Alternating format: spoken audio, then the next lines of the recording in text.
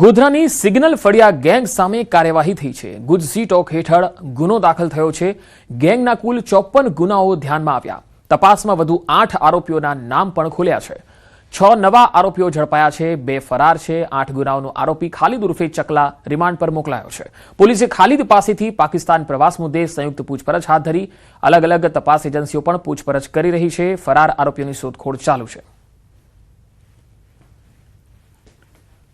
Gujarat control of organise crime act हेठळ कारवाई करी हती। आमां अत्यार सुधी टोटल 12 जेटला आरोपी पकड़ाया छे अने सिग्नल फळिया गैंगना जे सभ्यो छे एमना टोटल 54 जेटला टोटल ऑफेन्सेस जे छे ध्याने लेवामां आवेला छे। जूनागढ़ में साइबर क्राइम आचरती गैंगनो पर्दाफाश थयो। ऑपरेशन म्यूल हंट 2 अंतर्गत जूनागढ़ एसओजीए करोड़ रूपियाना आंतरराज्य साइबर फ्रॉड नेटवर्कनो पर्दाफाश कर्यो। पोलीसे गैंगना मुख्य सूत्रधार केविन देकीवाडिया अने समीर वैष्णाणीनी धरपकड़ करी छे, ज्यारे कुल 18 आरोपीओ सामे गुनो दाखल थयो छे। तपासमां खुलासो थयो के आ गैंगे गरीब लोकोने लालच आपी तेमना नामे बैंक खाता खोलाव्या अने तेमां ठगाईना रूपिया ट्रांसफर करीने 39 करोड़थी वधुनी छेतरपिंडी आचरी। बादमां आ रकम उपाड़ी लेवामां आवती अथवा डिजिटल करन्सीमां कन्वर्ट कराती। समग्र केसमां 66 जेटला लोको भोग बन्या होवानुं सामे आव्युं। हाल तपास चालू छे। मुख्य आरोपी केविन रमेश भाई डेकीवाडिया के अगाऊ पण तेना विरुद्ध आ प्रकारनो गुनो दाखल थयेलो होय अने ते जेलमां होय ज्युडिशियल कस्टडीमांथी आरोपीनो कब्जो लेवामां आवेलो छे। तेनी तपास दरमियान अन्य एक नाम समीर चिमनलाल वैष्णाणीनुं नाम खोलेલું કે તેણે આ 8 લોકોનો સંપર્ક કરાવેલો અને તેમના છે બેંક એકાઉન્ટની વિગતો આપેલી। તો બંને આરોપીની બી ડિવિઝન પોલીસ સ્ટેશનમાં છે ધરપકડ કરવામાં આવેલી છે। આ 18 જે બેંક એકાઉન્ટ ધારકો છે તેમને સમગ્ર ભારતના અલગ અલગ રાજ્યોમાં કુલ મળીને 66 જેટલા વ્યક્તિઓ સાથે છે ફ્રોડ કરેલા છે અને આ રકમ છે 39 કરોડ 53 લાખ જેટલી રકમ થાય છે। ऑपरेशन डेल्टा हंट अंतर्गत मोडासामांथी बांग्लादेशी महिला झड़पाई। मोडासाना कॉलेज रोड पर आवेली गुलबर्ग होटल नजीकथी एक शंकास्पद बांग्लादेशी महिलाने झड़पी लेवाई। प्राथमिक पूछपरछमां सामे આવ્યું કે આ મહિલા છેલ્લા 2 અઠવાડિયાથી અમદાવાદથી મોડાસા આવતી હતી અને અગાઉ અમદાવાદના અલગ અલગ સ્પામાં કામ કરતી। મહિલા પાસે ભારતીય નાગરિક હોવાના કોઈ કાયદેસર દસ્તાવેજ કે પાસપોર્ટ વીઝા ન મળતા તેનો ભાંડો ફૂટ્યો હતો। મહિલાએ ભારતમાં ગેરકાયદેસર રીતે પ્રવેશ કર્યો હોવાની કબૂલાત કરતા અરવલ્લી એસઓજીએ તેની સામે કાયદેસરની કાર્યવાહી હાથ ધરી। नूपुर डॉटर ऑफ नूर मोहम्मद हवालदार के जे आम तो अमदावाद रहे छे पण छेल्ला 2-3 अठवाडियाथी मोडासा खाते आवेला अने तेओ मूळ बांग्लादेशना छे। एमनी पासेथी पुरावा मांगता कोई इंडियन पुरावो मळेलो नथी। पोते मसाजनुं काम करे छे अलग अलग स्पा सेंटर्समां अने एमने पोलीसे अरेस्ट करी अने आगळनी जे कार्यवाही छे जेमां जॉइंट इंट्रोगेशन छे एमनो डिपोर्टेशन छे ए कार्यवाही चाले छे। आजीवन कैदनी सजानो कैदी मोंटू नामदार विरुद्ध त्रीजी फरियाद नोंधाई। फलो रजा पर जेलमांथी बहार आवेलो मोंटूए पोलीसकर्मीने अपशब्दो बोलवा अने जानथी मारी नाखवानी धमकी आपी हती। साक्षीने धमकावा बदल कंट्रोलमां फरियाद बाद खाड़ियानी टीम पहोंची हती मोंटूने पकड़वा। मोंटूने पकड़वा गયેલ पोलीसकर्मीने धमकी आपवा बदल फरियाद थई। खाड़िया पोलीसे हाल तपास आगळ वधारी छे।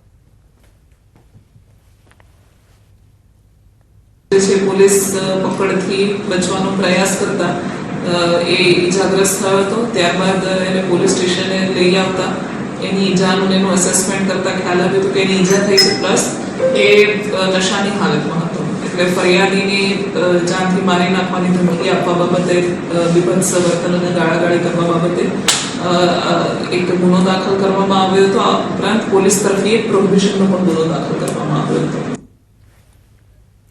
જૂનાગઢના સુખનાથ ચોક વિસ્તારમાં સગીર વયની બાળકી સાથે જાતીય સતામણીનો ગંભીર કિસ્સો સામે આવ્યો। પડોશમાં રહેતા 21 વર્ષીય યુવકે સગીરાને શારીરિક અડપલા કરી સતત હેરાન કરતો।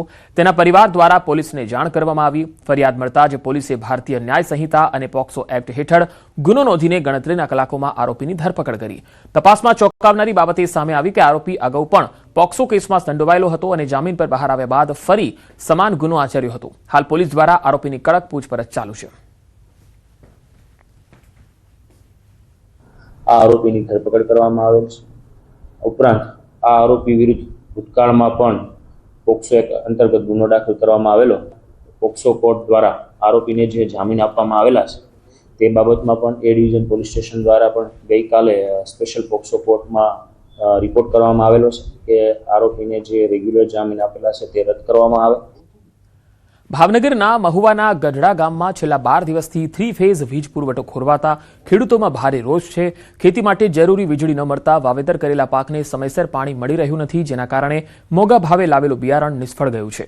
ખેડૂતોનો આરોપ છે કે પીજીવીએસએલના વહીવટી ધાંધિયાના કારણે ગામમાં સતત વીજ સમસ્યા સર્જાય છે. વાવણીની સિઝન વચ્ચે વીજળીના ભાવે માત્ર પાક જ નહીં પરંતુ ખેતરોમાં રહેલા મૂંગા પશુઓ માટે પણ પાણીની સમસ્યા ઊભી થઈ છે. રોષે ભરાયેલા ખેડૂતો પીજીવીએસએલ કચેરીએ પહોંચ્યા. તાત્કાલિક વીજ પુરવઠો પુનઃસ્થાપિત કરવાની માંગ કરી. આ મામલે ઇન્ચાર્જ ડેપ્યુટી ઇજનેરે પવનના કારણે ફોલ્ટ સર્જાતા સમસ્યા ઊભી થઈ હોવાનું જણાવ્યું. સાથે જ ખેડૂતોને ખાતરી આપી કે તેમની સમસ્યાનો વહેલી તકે ઉકેલ લવાશે. લાઇટનો પ્રોબ્લેમ તો સાહેબ એવો છે કે જ્યાં સુધી આજથી 11 જમણથી લાઇટ જ નહીં આવી. 3 ફેઝ તો ક્યારેય આવી જ નથી. સિંગલ ફેઝ આવે પણ એ મોટર તો ઉપડે જ નહીં. એને કુંડી ભરવાની નથી. માલ અત્યારે હાવ તર્યા છે. 11 જમણથી લાઇટ ન હોય તો ખેડૂતને ખબર તો છે 11 જમણથી પાણી ન હોય તો માલ શું પીવે. હવે આ અમારા ગામમાં 12-13 દિવસથી લાઇટ નથી. 3 ફેઝ ખેડૂએ બધાએ બિયારણ મોંઘા ભાવના લાવીને વાવી દીધા. અત્યારે બધું બફાઈ ગયું છે દાણા. ગઢડા ગામના ખેડૂતો તેમને પાવર સપ્લાયના બાબતે રજૂઆત કરવા આવ્યા હતા, જેને અનુસંધાને તેમને હું આશ્વસ્ત કરું છું. એમને જે અમૃતવેલ ફીડર આવે છે તેમને અત્યારે જે સિટી અને રૂરલ, અમારું રૂરલ ગ્રામ્ય એક છે, તેમની વચ્ચે શેરિંગમાં છે. શરૂઆતનો પોર્શન જે સિટી એરિયામાં આવે છે એમના ફોલ્ટ અને આ થોડાક સમયથી પવનની સ્પીડ જો ઝાઝી છે એના લીધે ફોલ્ટનો થોડોક પ્રશ્ન હતો. એમનો તત્કાલ નિકાલ થાય એવું સુખદ નિરાકરણ થઈ જાય એવો મારો પ્રયત્ન રહેશે. ચોમાસું નજીક છે. પોરબંદરમાં દર વર્ષે ઊભી થતી પૂરની ગંભીર સમસ્યાને લઈને તંત્રની સજ્જતા પર સવાલ ઉઠ્યા છે. જ્યુબેલી બ્રિજ નીચે છેલ્લા 8-10 વર્ષથી ખડકાયેલા મલબાના ડુંગરોને કારણે શહેર અને ઘેડ વિસ્તારના પાણીનો નિકાલ રોકાય છે, જેના લીધે અનેક વિસ્તારો પાણીમાં ગરકાવ થઈ જાય છે. પોરબંદરના જ્યુબેલી બ્રિજ નીચે દેખાતા આ દ્રશ્યો કોઈ સામાન્ય કચરો નથી. આશરે 400 મીટરના વિસ્તારમાં 10 થી 12 ફૂટ ઊંચા મલબાઓના ડુંગરોને કારણે પોરબંદર શહેર અને ઘેડના પાણીના નિકાલનો મુખ્ય માર્ગ રૂંધાય છે. દરરોજ અહીંયા બેસતા હોય આવીએ છીએ એટલે અમને આ નજરમાં આવ્યું ત્યાં 10-12 વર્ષ ત્યાં જે આ પુલ બનેલો છે જાજા વર્ષ ત્યાં એનો મલબો તમે જોવો ને તો ડુંગર થઈ ગયો. અહીંયા એમના હિસાબે ઉપરથી જે ચોમાસા દરમિયાન પાણી આવે છે ને એ પાણીની જાવક થતી નથી.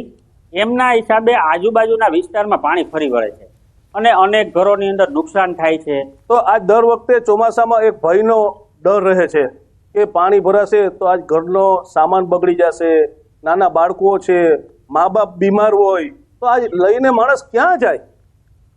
ને પોરબંદરમાં આજ 5-7 વર્ષથી જે પાણી ભરાવાનો જે પ્રોબ્લેમ થયો છે એનું મેઇન કારણ આ મલબો છે, જુબેલી પુલની નીચે પડ્યો છે બંને સાઈડ.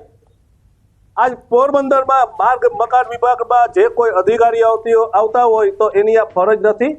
અમે જ્યુબિલી બ્રિજ નીચે જે મલબો પડ્યો છે એ હટાવવા માટે જેસીબીથી પ્રયત્ન કર્યા છે છેલ્લા 2 દિવસમાં, પણ નીચે છે ને પાણી છે અને થોડું જેસીબી ફૂંકી જાય છે. જેસીબીથી પોસિબલ બનતું નથી એટલે હિટાચી મશીન પણ લાવવાનો વિચાર કર્યો, પણ પરિસ્થિતિ એવી છે કે હિટાચી મશીનથી પણ કદાચ પોસિબલ નહીં બને.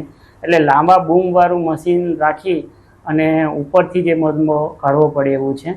એટલે અમે ઇરિગેશન વિભાગ મિકેનિકલ ડિવિઝનને પત્ર લખ્યો છે. રાજ્યના નાયબ મુખ્યમંત્રી હર્ષ સંઘવી આજે રાજકોટ મુલાકાતે પહોંચ્યા. મુલાકાત દરમિયાન તેમણે ખોડલધામના ચેરમેન નરેશ પટેલના નિવાસ સ્થાને પણ મુલાકાત કરી, જ્યાં બંને આગેવાનો વચ્ચે સૌહાર્દપૂર્ણ વાતાવરણમાં શુભેચ્છા મુલાકાત થઈ. જોકે આ મુલાકાતના અર્થ પણ નીકળી શકે છે કારણ કે તર્ક વિતર્ક શરૂ થયા છે. રાજ્યના નાયબ મુખ્યમંત્રી હર્ષ સંઘવી રાજકોટની મુલાકાતે છે, ત્યારે આ મુલાકાત દરમિયાન તેઓ ખોડલધામના ચેરમેન નરેશ પટેલને પણ મળવા પહોંચ્યા. વધુ માહિતી મેળવીએ સંવાદદાતા રાજકોટથી હાર્દિક જોશી જોડાયા છે. હાર્દિક, હર્ષ સંઘવીની નરેશ પટેલ સાથેની આ મુલાકાત કયા અર્થ નીકળી શકે? શું ચર્ચા થઈ આ મુલાકાતમાં?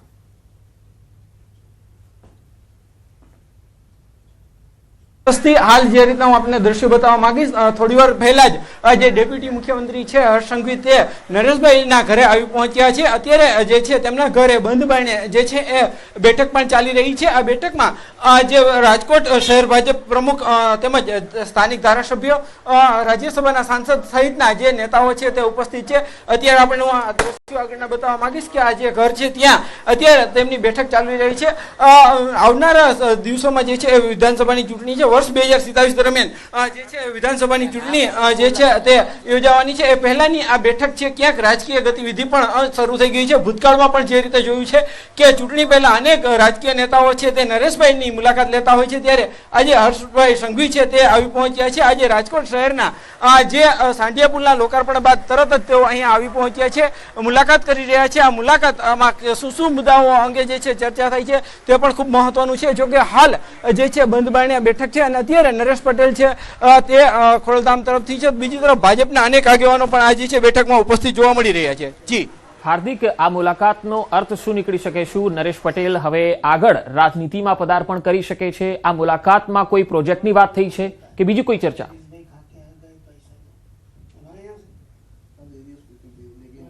ચોક્કસથી આ બેઠક છે તે ઘણે અંશે જે છે એ જે ચર્ચાનું કેન્દ્ર બન્યા છે. રાજકીય વર્તુળોનું માનીએ તો આવનારા દિવસોમાં જે ચૂંટણી જે યોજાવાની છે, આ ઉપરાંત સ્થાનિક સ્વરાજની ચૂંટણી તાજેતરમાં જ ગઈ છે અને જે છે આ ઉપરાંત થોડા સમય પહેલા જ નરેશ પટેલ છે તેમના દ્વારા પણ જે એક સૂચક નિવેદન આપવામાં આવ્યું હતું કે તેઓ જે ખોડલધામમાંથી જે છે તેઓ આરામ લેવા ઈચ્છે છે.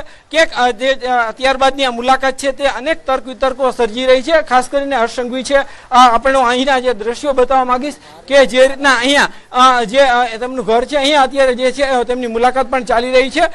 હું ઘરની અંદરના દ્રશ્યો બતાવવા માંગીશ કે જે રીતે અહીંયા હર્ષ સંઘવી તેમજ જે રાજકોટ શહેર ભાજપના અગ્રણી ખોડલધામના ટ્રસ્ટીઓ પણ જે છે બેઠકમાં ઉપસ્થિત છે. અત્યારે જે ચર્ચાઓ થઈ રહી છે, પરંતુ કયા મુદ્દે ચર્ચા થઈ છે તે બેઠક પૂર્ણ થયા બાદ સામે આવી શકે છે. સ્વાભાવિક છે કે જે રીતે ચૂંટણી તેમજ રાજકીય જ્યારે માહોલ સર્જાતો હોય છે ત્યારે નરેશ પટેલનું નામ છે તે સ્વાભાવિક રીતે આગળ આવતું હોય છે. ત્યારે આ બેઠકને લઈને પણ ક્યાંક જે છે અનેક ચર્ચાઓ ચાલી રહી છે. હાલ જે રીતના ડેપ્યુટી મુખ્યમંત્રી છે તેઓ પહોંચ્યા છે.